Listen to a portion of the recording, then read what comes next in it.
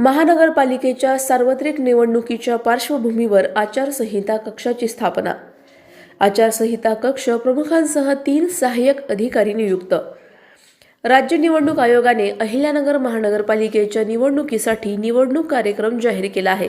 त्यामुळे अहिल्यानगर महानगरपालिका क्षेत्रात आचारसंहिता लागू झाली आहे। निवडणूक काळात आदर्श आचारसंहितेचे उल्लंघन होऊ नये यासाठी प्रशासनाकडून उपाययोजना करण्यात येत आहेत। त्याच अनुषंगाने नागरिकांना आचारसंहितेचे उल्लंघन होत असल्याबाबत माहिती व तक्रार देण्यासाठी आचारसंहिता कक्ष स्थापन करण्यात आला आहे।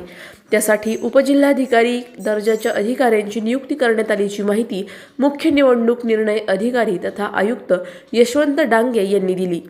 अहिल्यानगर महानगरपालिकेच्या प्रशासकीय इमारतीमधील सभागृह नेता यांच्या दालनात आचारसंहिता कक्ष स्थापन करण्यात आला आहे।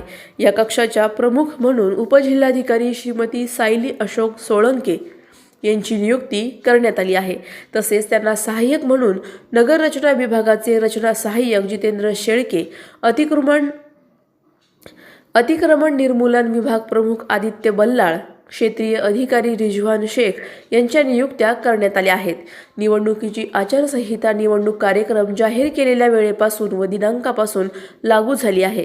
निवडणुकीचा निकाल जाहीर होईपर्यंत आचारसंहिता अंमलात राहील। ही आचारसंहिता महानगरपालिकेच्या संपूर्ण क्षेत्रात लागू राहील।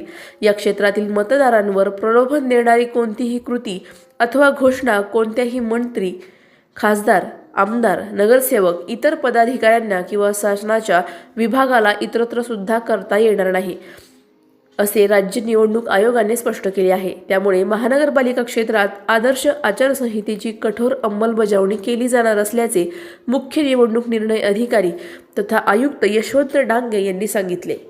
अधिक माहितीसाठी स्टार इंडिया 1 न्यूज पाहत रहा।